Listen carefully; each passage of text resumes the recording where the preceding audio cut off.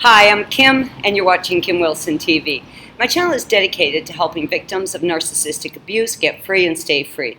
Before I get going with this video, I want to take a moment to thank our longtime friend Willa very much for your donation to the channel's PayPal account. All donations to the channel go to help feed street dogs, get dogs veterinary care, and get them adopted out. Now, something that happens here in Vallarta with the dog rescue people and with the government animal rescue division is when an animal is found unfed or neglected or just in horrible shape needing medical care, quite often the animal is removed from the home. What I am trying to do is keep the animals in the home and work with the family. Now, there's a lot of families that really love their dogs but cannot afford to have their dog properly cared for, groomed, nails cut, vaccinations, deworming, etc. It makes more sense to me to assist these families than to take the dog and then ending up, with yet another dog that now needs to be adopted out. It's absolute madness. So there are several dogs that are owned on my street that are in absolutely horrendous shape. And I would like to work with the families. The vet is very close to my house. So these people live very close to the vet, but they just don't have the money to properly feed their dogs. In fact, they basically just let their dogs out so the dog can go roam garbage piles. And I know these families love their dog. They just simply don't have the money. So if you are able to make a donation, in the next video I'm going to show you guys a little guy, cute little guy. He just lives up the road from me, and maybe together we can get him some help. Oh, my friends, there is a very large elephant in the room, and of course everything has been completely polarized, and we live in an era of absolute outrage and disgust and canceling people and speech censoring. It's an absolute hot mess, and it makes it very difficult for anyone to speak out and speak freely. Now, I want to say, when you censor someone's speech, it is not in fact their speech that you have censored. Speech is not happening randomly. When people are saying something, they are showing you their life's experience. They are showing you the things that they have learned. They are saying what's on their mind, and often these things are very personal. You're not censoring a person's speech, you are actually canceling a fellow human being. And when you don't like what someone says and you lash out and call them a racist or a misogynist, or you're supporting the patriarchy, it's horrible. And I want to talk about that today. Omitting someone, diminishing someone, devaluing someone. These are not behaviors of empaths, critically thinking people, way showers, or truth tellers. These are behaviors of the cluster Bs, the antisocial disorder, the sociopaths, the psychopaths, and the narcissists. True empaths do not want to censor someone. True empaths allow people to express their thoughts and ideas, and they enjoy rallying with them and brainstorming with them and exchanging ideas. So if you have been caught up in this cancel culture, in this concept that your way is the only way and everyone else is bad, well, this does something else. I mean, this now makes you a smear campaigner against this person, and I really want to talk about what a smear campaign really is. I would have to say that within our community here at YouTube, well, my God, has it become a cesspool. All sorts of people trying to introduce the occult and tarot cards and witchcraft, and so much smear campaigning goes on.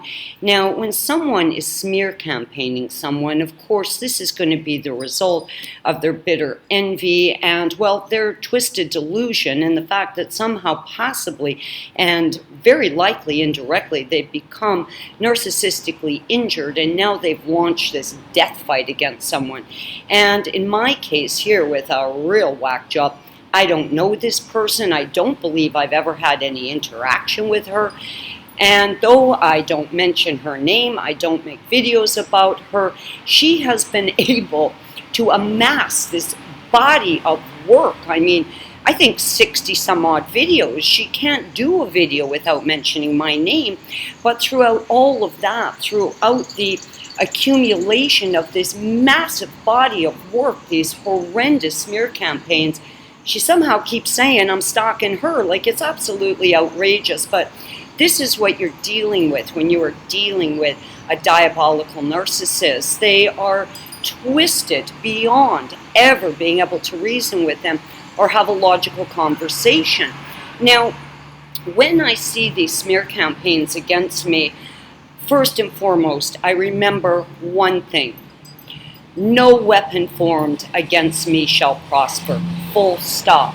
God is at my side. I do not worry about these things. This is not my battle. They can fight it out with God. 60 videos later and every crazy allegation under the sun, and she's still gotten nowhere. Christ, you think she'd give up, but no, she can't, because she is driven by absolute insanity, by madness, by hatred, by envy. She is doing the exact polar opposite of what all of us need to be doing today, which is bringing souls to God. What she's actually doing is she is, with great intent, violating God's 9th commandment. Thou shalt not bear false witness on thy neighbor. Now, it's one thing that she has completely sold her soul to evil, and that's fine. That's probably where her soul belongs, because she truly is a soulless creature. I mean, it's just a disgusting thing. But what this behavior does is it frenzies other people. It looks like a piranha tank, and other people just keep jumping in, and I mean, it's crazy. It's absolutely crazy. So what she's doing is she is drawing souls that could very well have been in the light into the darkness. And, well, she serves Satan, and that's what she does. And sadly, if you've ever seen her comments, I've never looked. I don't go to her channel. I wouldn't let her voice, anywhere near my mind. But many people have told me, what's going on at Wackadoodle's channel. And, well, it just looks like a feeding ground for demons. Never once made a statement against me, from what I've heard from friends, that was factual or accurate.